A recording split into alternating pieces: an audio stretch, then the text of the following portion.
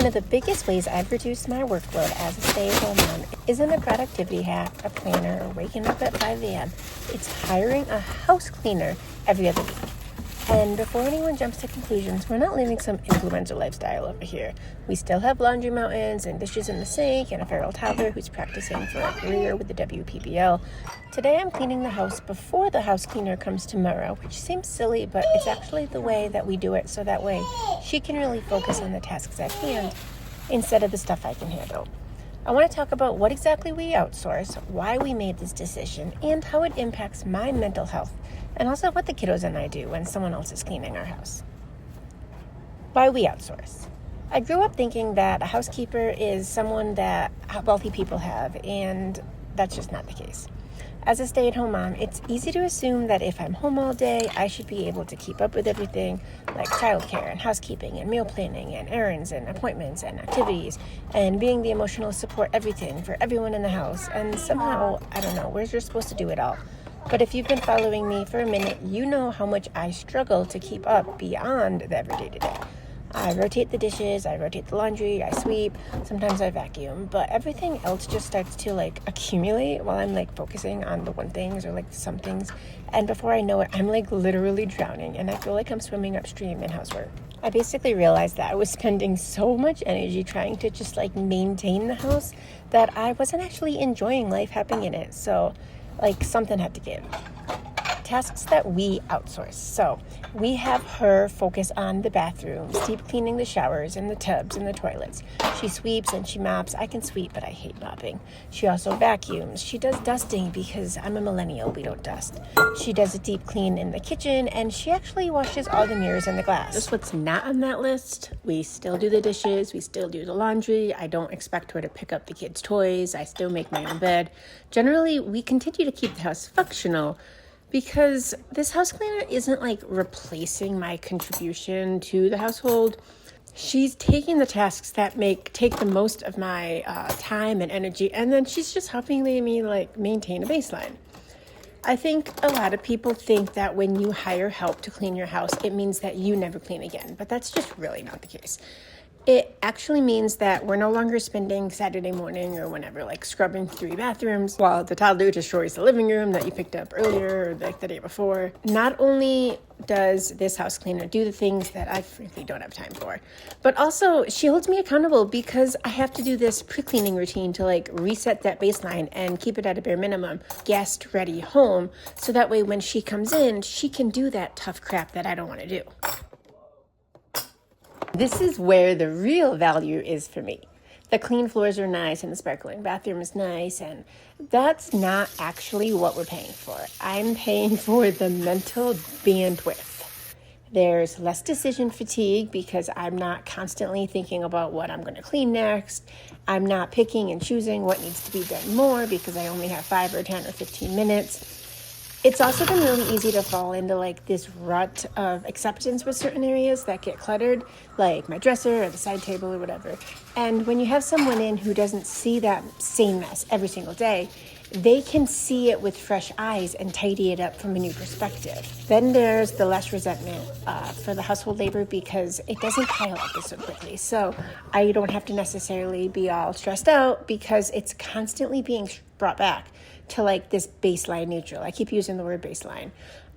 Less cleaning means more presence. So I still do my morning routine. I still wake up before everyone and rotate the dishes, and then I rotate the laundry after the gym. I'm still sweeping every day and I wipe down the counters.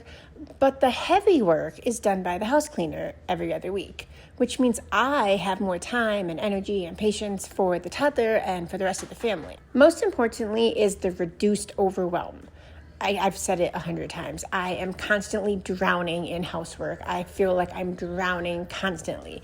And now the house never really reaches that crisis mode.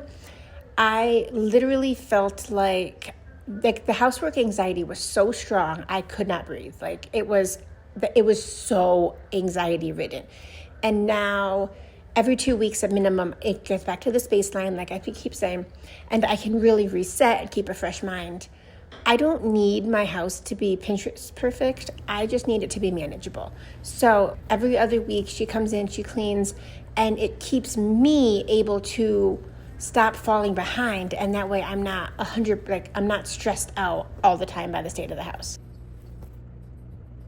Sometimes cleaning day becomes a library day, and sometimes we will just go outside or we'll go to walk down to the park. One unexpected benefit is that the cleaning day kind of forces us out of the house. Like, we could stay home, and sometimes we'll stay home for a bit because she shows up at 8:30. But I feel like that's super awkward to just be like sitting there, like making messes actively as she's cleaning our house. So I don't want to just spend 4 hours just watching her clean.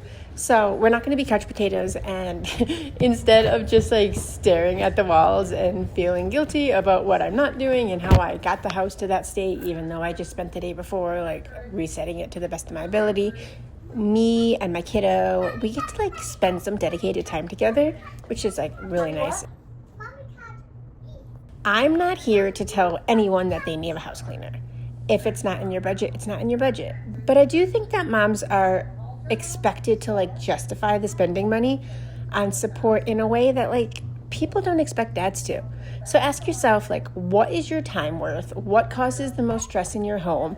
What task do you dread the most? For me, these bi-weekly, these every other week cleanings are they're less about having a spotless house and more about protecting my time and my energy.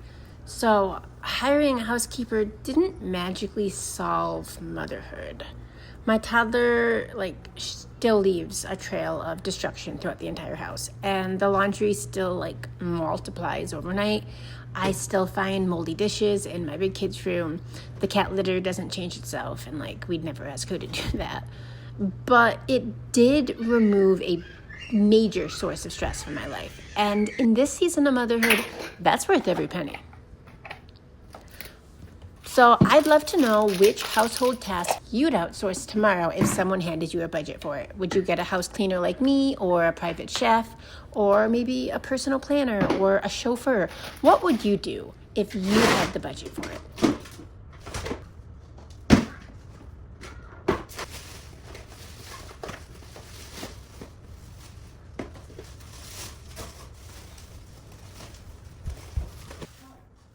If you need help, I can help you.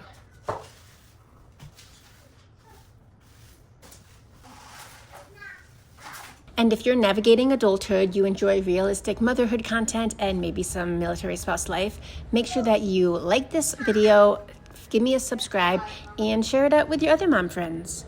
See you next time, y'all.